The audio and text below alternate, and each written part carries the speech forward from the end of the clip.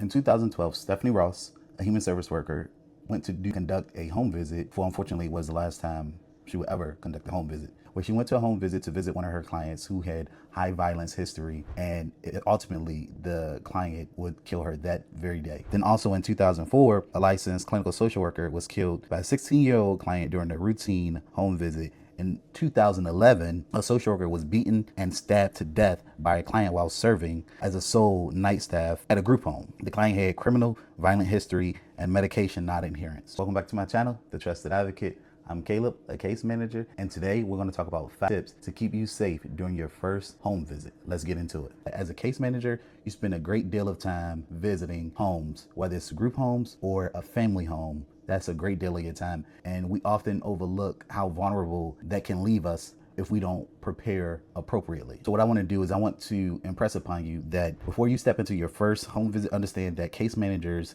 and social workers have been seriously harmed and killed when trying to do the job of conducting a home visit. If you're not prepared, you could walk into a situation you can't control. So number one, research the client. So a lot of case managers, when they first start out, they will go check their caseload and they see, okay, I have to, these many cases, I want to have to go see this individual. So they're excited. They're not taking every precaution. You know, their first adult job, they're excited, and they will just go visit the individual, which is, I guess, the right thing to do. But what you should do before you do that is actually research the individual. And what I mean by that is a lot of times when you're as a case manager, you might have somebody that might have autism, intellectual disability, but oftentimes those diagnoses comorbid with some of the more mental health, behavioral health type diagnosis. So you want to make sure you pay attention to that. So when I say research the client, what I mean is you want to go look into that individual, that client. You want to look into their electronic health record, look at the history of that person, right? Do they have a violent history? Are they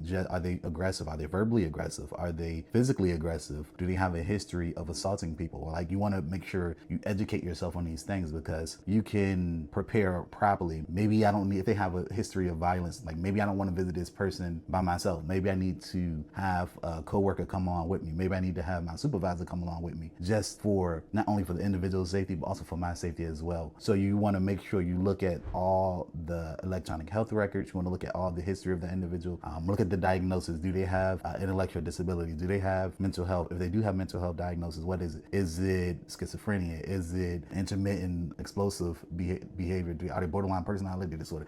I don't know. Like, you want to make sure you educate yourself and find out what it is, and then look and see what other case managers, because 9 times out of 10, you're not the first person to work with this case if it's not a brand new case. So other people have worked with this case. So see what they've said. Like, go through the notes, go through the records, look at what psychiatrists have said. If they have a mental health diagnosis, 9 times out of 10, they'll have a psychiatrist somewhere. So get in contact with psychiatrists if you can. Look through what the psychiatrists, what type of medications they're taking. Like, you want to do all of this information to make sure you are fully prepared to see this individual, because at the end of the day, this is your first time seeing them.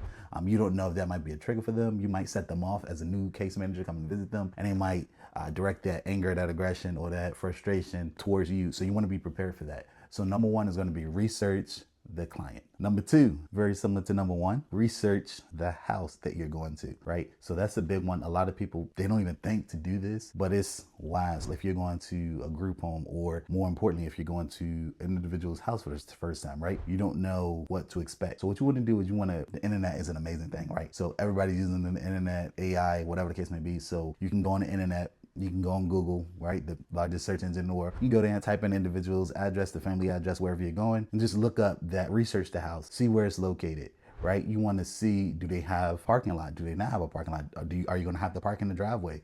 Do you have to parallel park? I know a lot of people are afraid of parallel parking, right? Do you need to parallel park? Do you need to front park? Do you need to back in to make sure that if something happened in an event, that something breaks out, you can jump into your car and you can just pull out of the parking spot immediately? Also, you want to make sure when you're looking up the house, the townhouse, the single family home, condo, whatever, you want to make sure you identify where the exits are in the home, right? You want to know, do they have a front door? Do you have a back door? Garage. You want to make sure you identify the windows. You want to make sure you know where those exits are in the home. and you want to check visibility as well, to make sure that, you know, that you're visible to any neighbors that might be in the area that they can see you. You want to make sure that you're just identifying, you're being very diligent, you're doing your research. That is something that you really need to do as a new case manager, especially when you're dealing with somebody that has violent past or violent history, because you want to make sure you're prepared for worst case scenarios. Obviously, we don't hope that worst case scenario happens, but it's better to be prepared and not need it than to need it and not be prepared, right? So you want to make sure you do those things. Research the home. That's number 2. Hey guys, thank you for making it to the end of this video. If you like this video, give it 2 thumbs up. Go ahead and hit the subscribe button. Make sure you turn on the notification bell so you never miss one of our weekly uploads. If you like this video, then you'll like our next video where we talk about why case management is necessary. If you want to see that video, click here. Thank you.